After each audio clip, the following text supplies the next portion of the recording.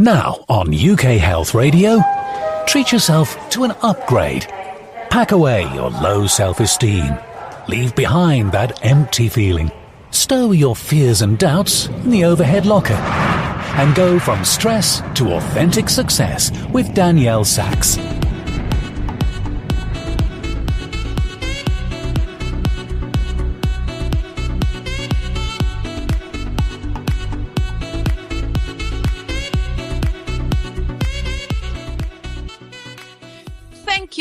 Thank you for listening. And once again, a new show from Stress to Authentic Success.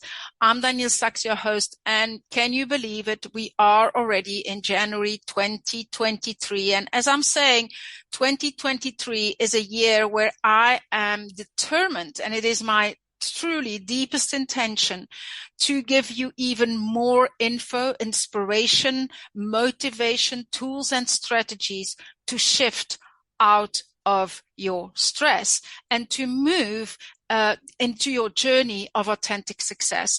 And I so wish it for you. There's health and wealth to be gained. And every show we will try to help you out there shift out of that stress. And today is going to start already with a beautiful interview I'm going to have just now with Tiffer, Hutchings and Tasha.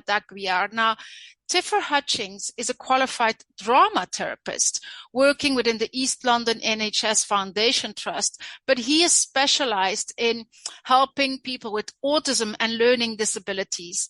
He works as a therapist as well for the social, emotional and mental health needs school. But I just want to let you get into the world of drama therapy and see what it can mean maybe to you or to any one of your loved ones.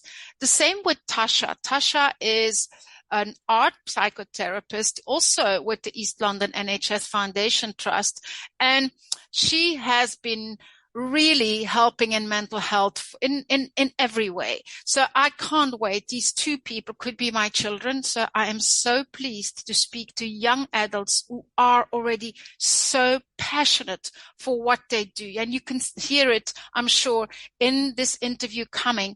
But let's see what they have to say to us about what art and drama and movement can mean to us to shift out of our stress. I'll talk to them right now after this little break. UK Health Radio, the station that makes you feel good.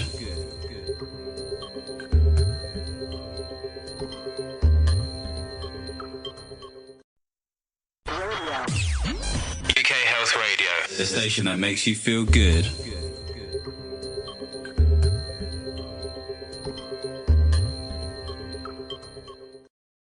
Welcome back, and I am going to welcome Tiffer and Tasha and say thank you so much for accepting this interview and welcome to the show. Danielle, thank you so much for having us. It's a pleasure to be here. Yeah, thank you so much, Danielle. I'm excited to be here. Let's make this a really authentic conversation. I mean, two beautiful youngsters like you, and when I say youngsters, let's say young adults, and making such a difference in people's life. But I want to ask a personal question first. Tiffer, or let me talk to Tasha first. I mean, the women first, the powerful women first. Tasha, in your life, why are you the art therapist? What in your life happened that you are so passionate about art and helping people with it? I think it kind of goes back to when I was a kid, really, that art making was always something that was there. So, you know, when you're young and you're bored and there's nothing to do, my mum used to work in a stationery company. She'd bring back all of these, old bits of like files and like invoice paper, you know, those old like really thin invoice paper. So she used to bring back lots of this like cheap, like free, well, they're offcuts really. And she used to bring them back for us. And so that's what I used to use to draw on as a kid. Because we have like, you know, this sort of like posh art paper or like those posh art materials. And we used to use those, you know, the powder paints. I don't know if you remember them. Yes. Yeah, we had those powder paints that we added water to. Is that where you already felt you had a bit of a talent and a feeling with art? Is that where it started? Yeah, and it was such a normal thing in my family because my mum's side of the family, everyone did art, so it was a really normal thing for us to do. And because we didn't have much money, so that was the thing that was accessible for us. And did it help you personally already in your difficult moments? Can you illustrate something like that happened in your life and that you used art to overcome it or something? Yeah, absolutely. I used to actually write children's books when I was a kid. Wow. So I used to write my own stories. Tiffer, you were like this, being a drama therapist. Yeah. I used to write my own stories and I used to illustrate them. So I used to make these characters and these cartoons. And there'd always be like, these, like, used to be quite sad stories really, but now as an adult and as an art therapist, I can kind of see that it does sort of relate to life of these characters that were quite, had gone through something really sort of like difficult, but somehow they'd become like, these little like heroes or, It's the imagination, I think, that plays a role there. And, to make another world than the reality, you make like a playful world in your, isn't that with art making? You are a bit in a different world, I think. Yeah, you do. It sort of makes you sort of escape and to go into this own creative, like magical land that you sort of create yourself. That's so different to the, mundane, boring London, Southeast London life. And Tiffer, tell us, what did drama do in your young life? What makes you today the drama therapist? What triggered that? I think it was so important for me because I was a very shy child, I was a very quiet child. My name actually Tiffer, so my full name is Christopher. But when I was very young, I had a hearing problem. I had glue ear. So both of my ears were clogged up and I wasn't hearing a lot. So when my parents were saying Christopher, I wasn't hearing the Chris bit. I was just hearing Tiffer. Wow. So this is how I've always known myself as my name and how it kind of stuck around. But already right from the start, I was struggling to kind of interact with the world and to hear and receive everything properly. But once that cleared up and I was still shy and I had teachers who were inviting me to tell stories or to be in plays. I remember very young being Oliver Twist, the story of the young orphan who is looking for love, who makes it through, and allowing myself to be seen and to transform and to play and explore different worlds. Play is so important for children. Oh, yes, it is. Oh, my goodness. And I'm so lucky to have a family and brothers that facilitated that. Similar to you, Tasha, very higgledy-piggledy, getting into cardboard boxes and pretending there's boats in a big storm. Oh, I love it. Yeah. That was the very early roots, the way in, and it grew from there. I can see when you say that. I just want to you tell a little story here. I can see exactly what you're saying, and I see an image of my grandson Louis, who is 4.5 years old, and when he comes here after school once a week, he starts seeing dinosaurs on the roof and the dragon, behind the couch, and we play with it. And isn't it an amazing world? That's why I was saying to you, Tasha, it's a different kind of world that drama and art is quite similar as well.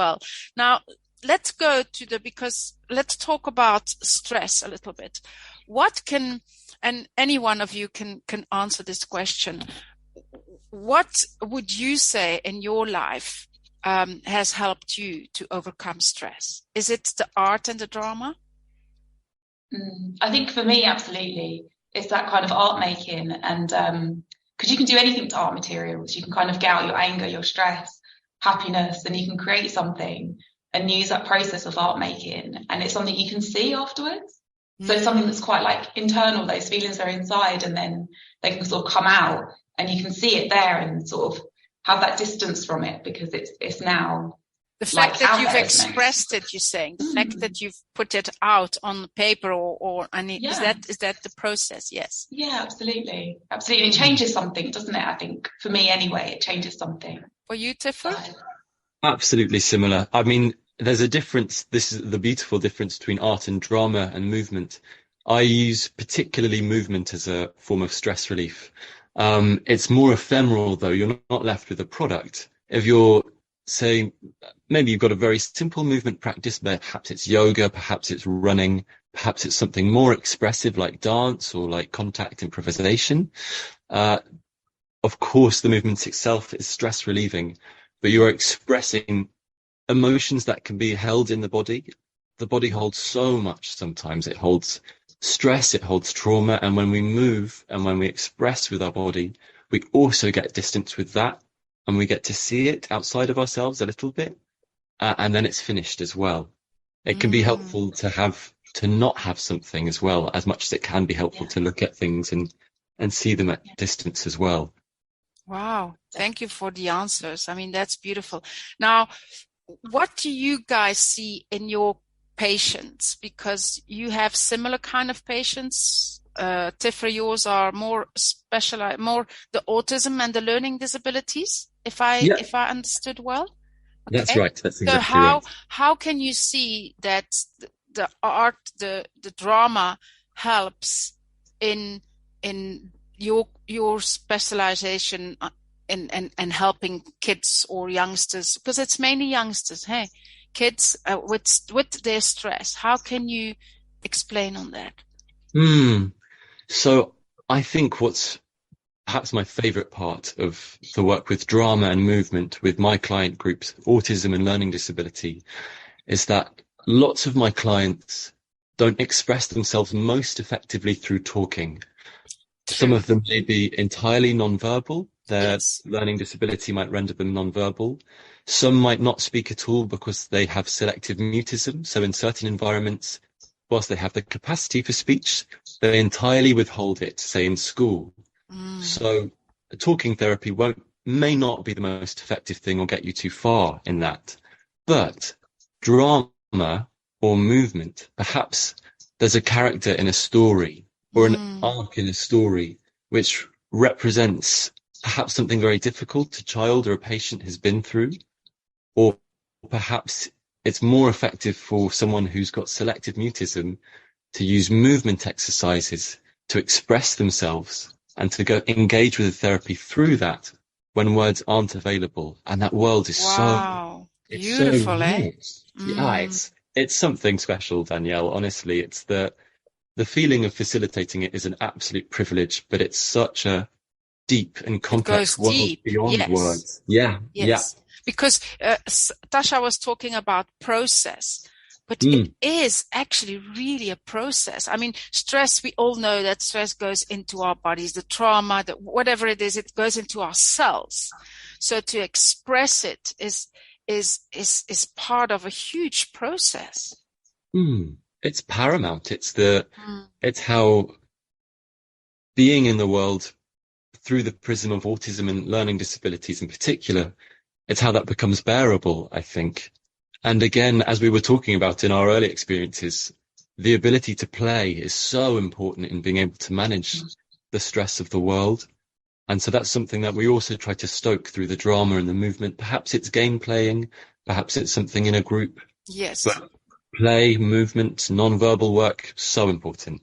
Everybody needs it, not just everybody actually really. That's why I'm saying playing with my grandson is my best hour of the week sometimes, because that's when you forget all your daily things and you are so busy in that one focused play or imaginations or whatever it is. Tasha, how is that for you? Absolutely. It's so similar, I think, to what Tiffer was saying, in that, because I work with children and young people as well. And but I think yours is more mental health, eh? Mental health, yeah. Okay. Yeah. And it goes back to that play, I think, being that first language for kids. And if you think about asking, would you ask an 8-year-old about their difficulties and how they're feeling? I guess maybe you would, but I'm not sure what answer you'd get. They've only been speaking for a certain amount of time.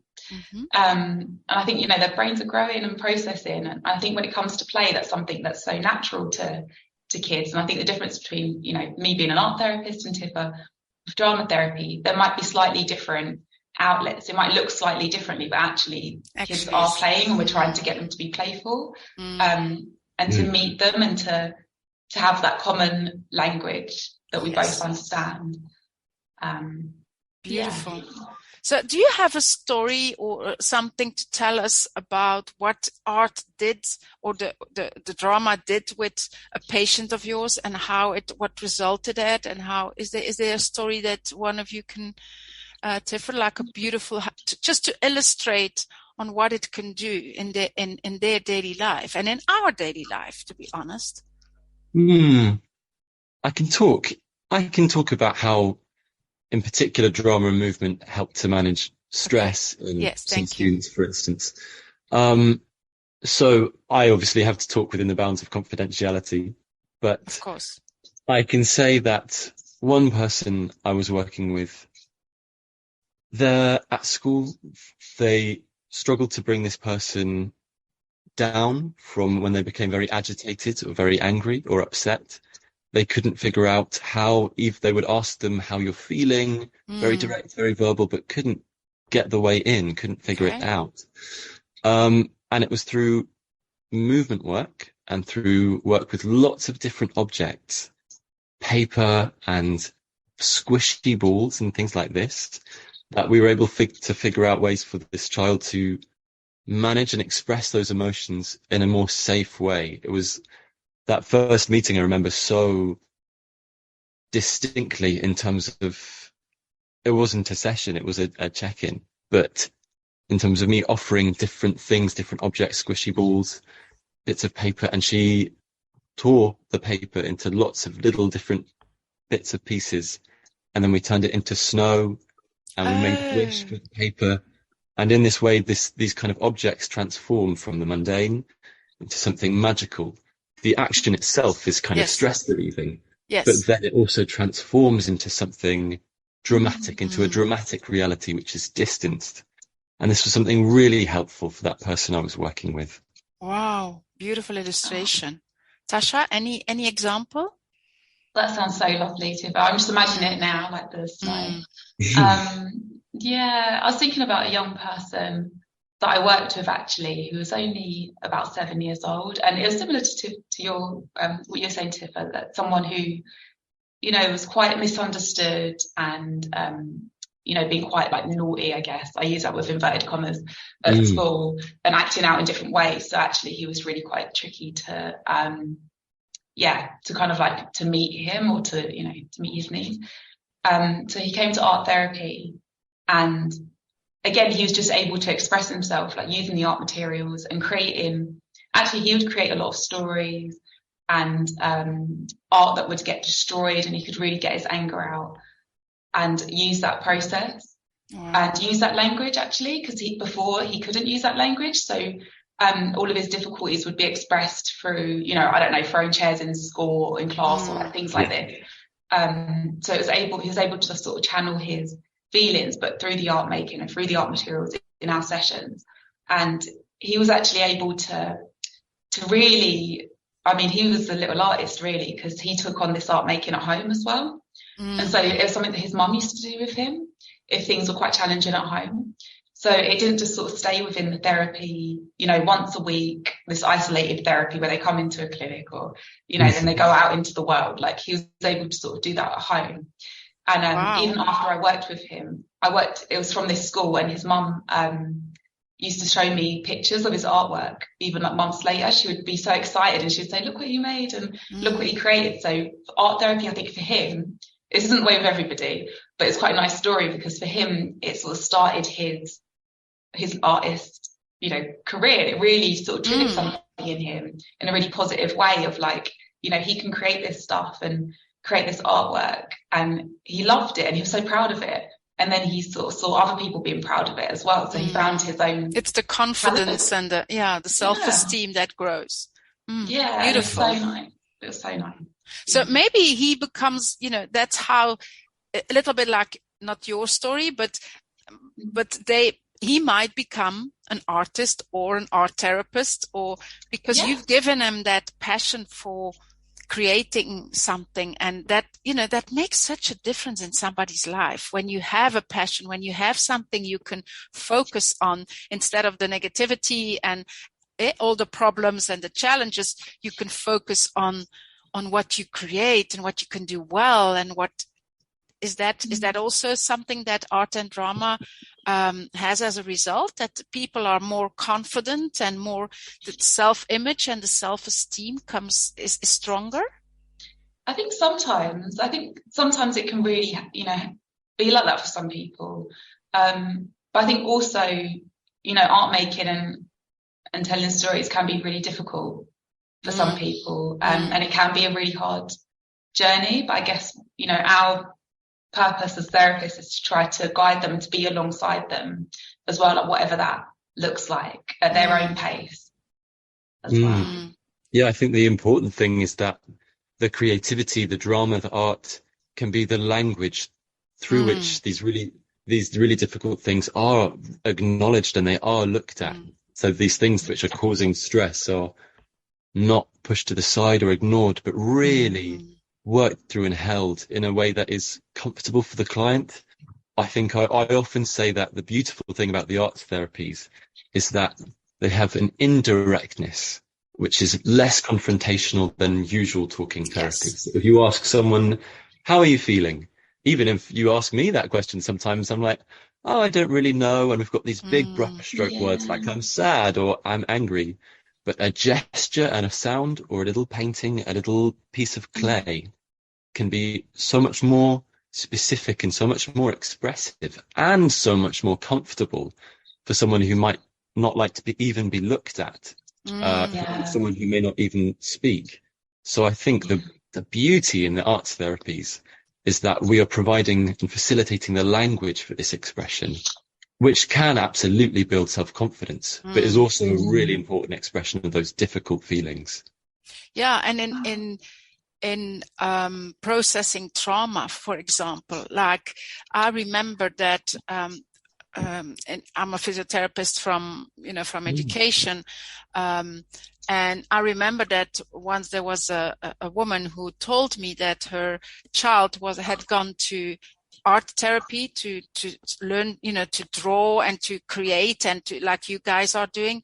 And I remember her telling me that her little daughter had drawn a picture of her grandfather and her in like with black and everything, because the grandfather had shown some kind of abuse, like, not a good, clean behavior.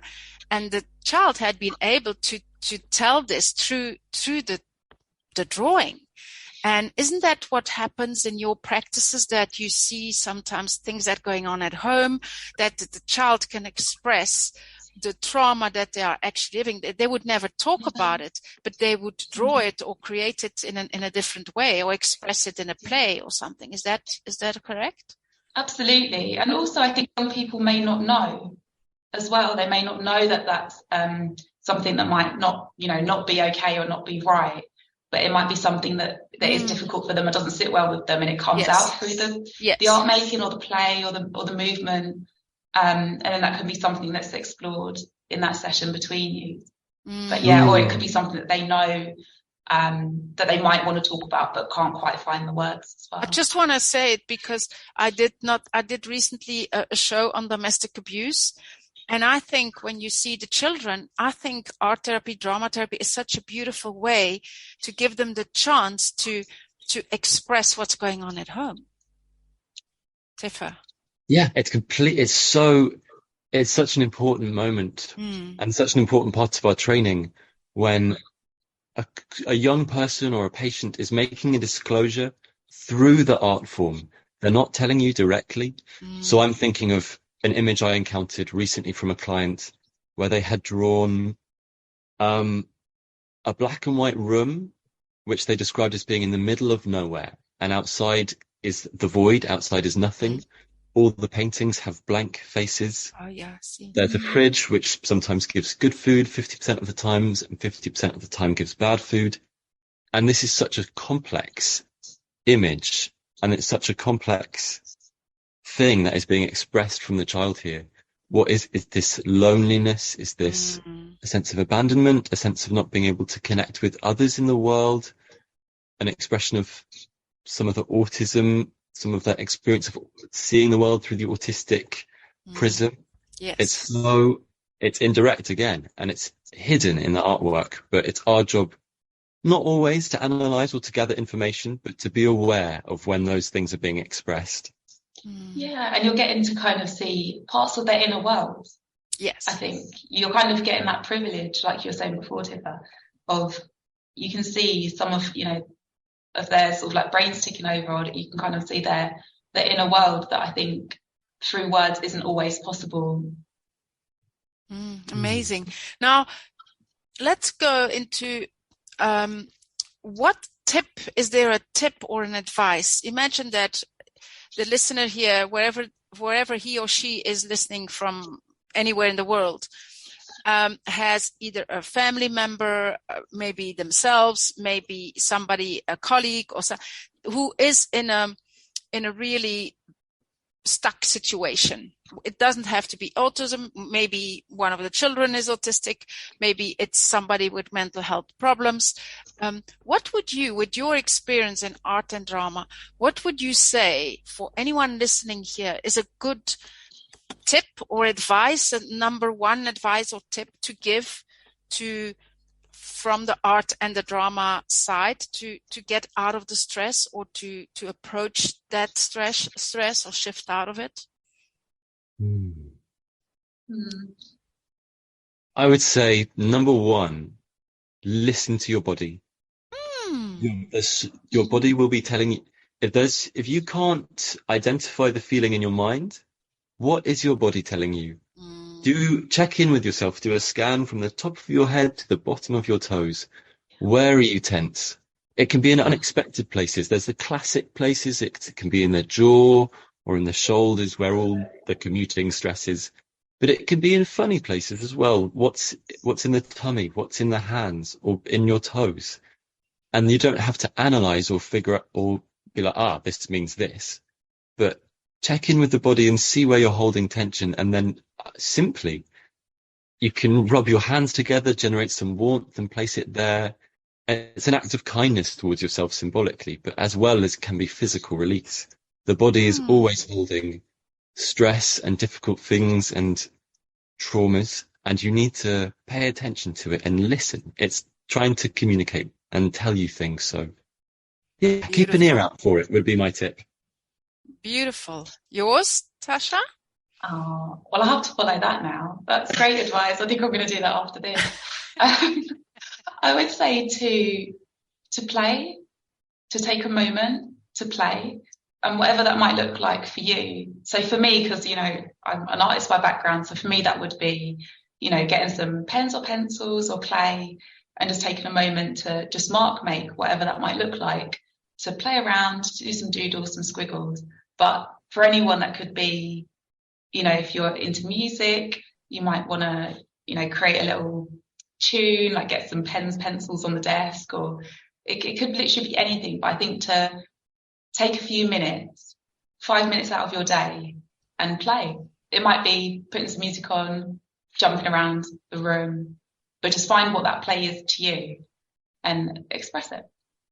And is that tip then what you both are doing to get out of your stress in your life? Because I can imagine that both of you in the evening, you've done beautiful things, but it's also a heavy task, a heavy job.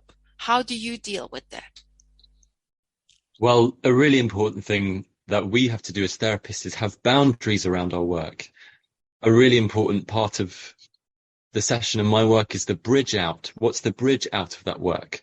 I often imagine myself at the start of a day, maybe donning some armor or or putting a little field around myself to protect myself from things landing too close so that I can't contain or hold them for my clients.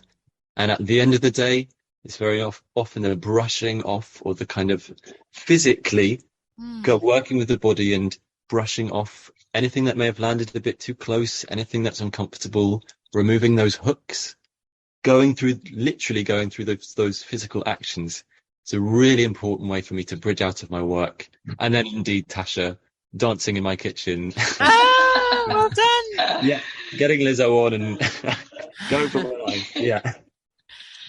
What is it for you, Tasha? Yeah, absolutely. Do you know, I would go for a run. So I like to run.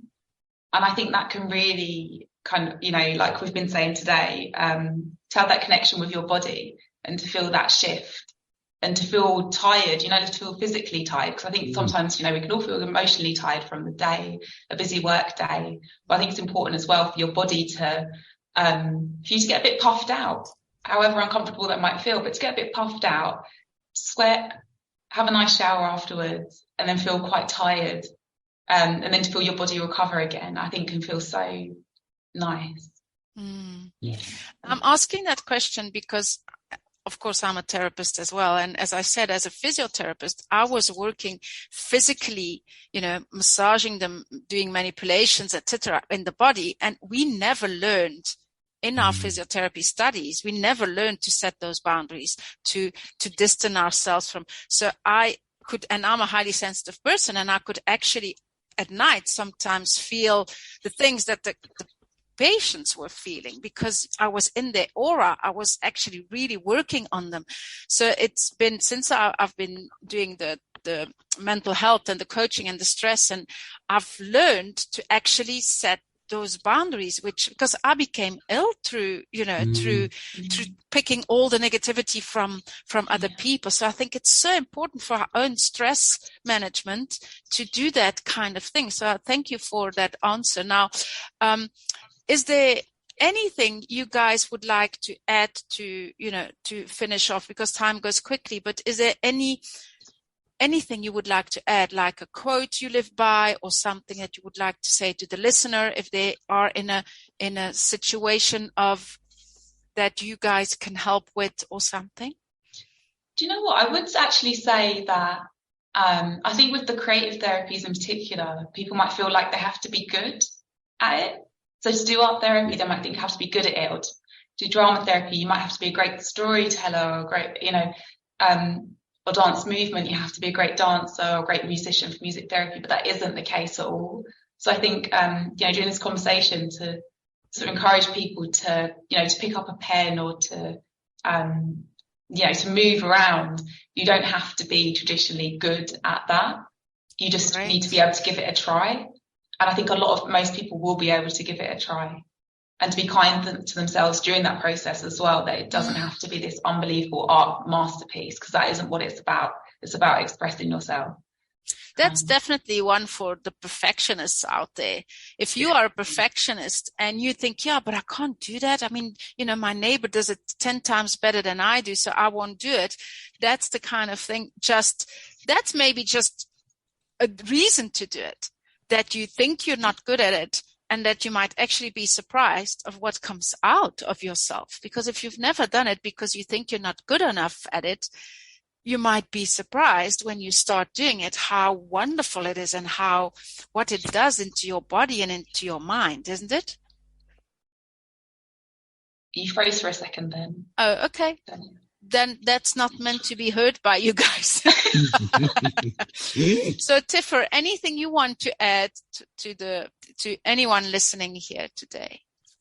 Yeah, I'd like to say two things, actually, riffing off what you were saying a bit earlier, Danielle, in that I'd like to just invite people who, although they may not be directly working in what they would consider emotionally challenging jobs, perhaps you may be a physiotherapist, you might be a teacher, you might be someone who works with people a lot, to check in and consider what you're picking up from that interpersonal work and what that work with people is like and what you're holding, which you might not be aware of. Scan that body and check in with yourself, because as you said, Danielle, it's so easy, if you're not trained or if you're not aware, to be holding things that aren't yours, which you might think are yours actually, and might cause you a great deal of stress. So I would invite you to take a moment to consider and try to separate out what you might pick up from others and what might be your own stuff. And then lastly, I'd just like to give a big old shout out to all the arts therapists who are working, I think, very often in challenging settings, very often at the edges of society, in the forensic units, in the schools. I think the beauty of the arts therapies is that we can reach the most remote people sometimes. I think very often I agree. as arts therapists. Thank you for mentioning that, because I really agree. We don't realize it, how many of them are out there working in terrible circumstances, but so passionate about helping others and doing things with them that, thank you for saying that. And the same counts for both of you, to be honest. Young adults who are so passionate and sacrifice, a lot, I think, to help people who otherwise maybe in society wouldn't, find their way. Maybe by art and drama, they can find a way to be themselves. Would that be correct to say? I think it would be, and thank you, Danielle, for those kind words. Yeah, it's a growing profession because the need is really great at the minute. So it's an exciting time to be an arts therapist.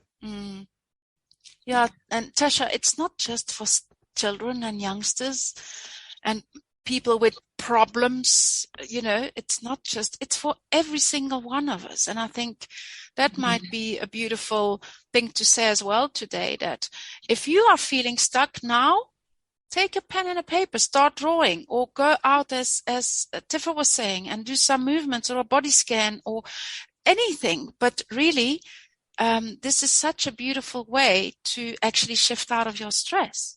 Yeah, exactly. And I think, quite a lot of the time, we might feel like maybe we're having a bad day, but we don't know why.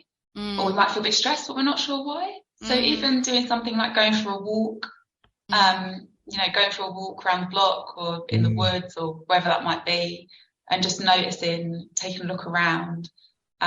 Maybe there are a few twigs or leaves on the floor that you might want to create something and then leave it there, or just giving yourself that time in your day. That could be literally 2 minutes. Thank you both. I think I'm going to dance in my kitchen tonight.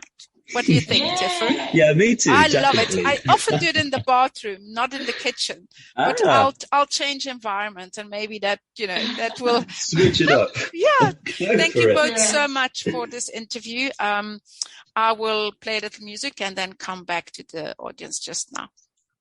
Thank you. Thank you, Danielle. Thank you so much. UK Health Radio, the station that makes you feel good.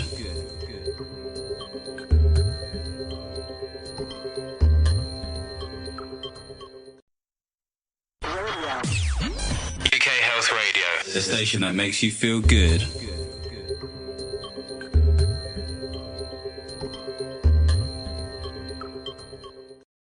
Oh, wow. Welcome back. And wow, this was such a beautiful conversation.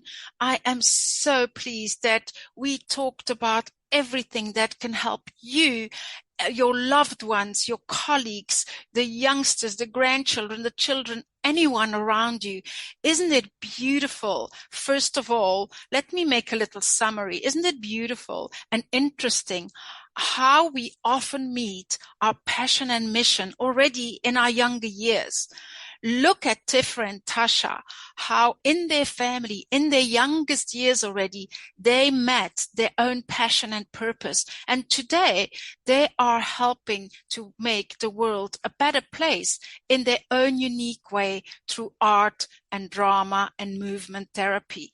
I am so pleased I had the chance to talk to these two beautiful people, because when you hear how they find a way to deal with stress, how they advise us to go into play, to go into movement, to go into really expressing yourself, because art and drama are actually a language to express yourself. It is through drama, through movement, instead of the talk therapy. We all know that psychotherapy and psychologists and coaches, and we all try to do through talking to feel better. But listening to these two people today really makes me realize, and I'm going to actually really apply this to my own life and in my own practice. I'm going to encourage myself and my clients and my family to do so much more forms like art and movement and drama, to actually express yourself and your feelings to whatever is sitting there, right there in your body, because the body holds stress and trauma. We all know that. And the art and the movement and the drama therapy are all ways to express. It's a language that helps us to express our feelings, our needs. And I think it's such a beautiful way because, first of all, it doesn't cost you anything. Take a paper and a pen and you draw or go and dance in the kitchen. It is absolutely amazing that so close by we have these strategies and tools that we can use immediately to actually shift out of our stress. And I really asked Tiffer and Tasha also in their personal life how they shift out of their stress themselves. And it was actually beautiful to hear that Tiffer really finds it important to use boundaries, to use like a shield when you work with other people. And I can really say that it's true that by the end of the day, you need to brush off all the load of emotions, the negativity that you have had when you're working with other people. Even as a physiotherapist, I never learned it at school. And so today it is important that I do my meditation, that I do, if I want to be the therapist that I love to be and that I'm meant to be, I need to protect myself and set boundaries. And so we can do that in many different ways. And Tasha was saying that she's really connecting with her body, but also going like for physical release, like for a run, because she's also sometimes physically tired. So that, the body gets physically tired, and that's a different tiredness than to absorb all the negativity during the day. So I thought that was really a good advice as well.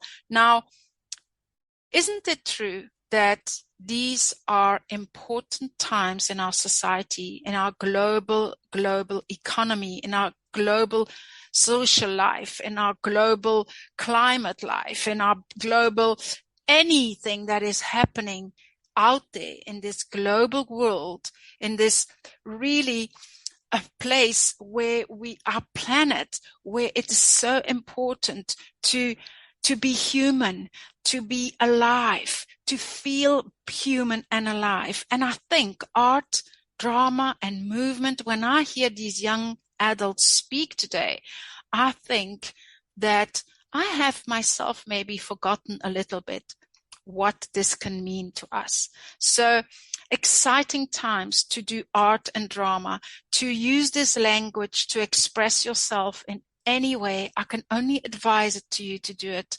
And I really also believe that what Tasha was saying about you don't have to be a perfectionist in this.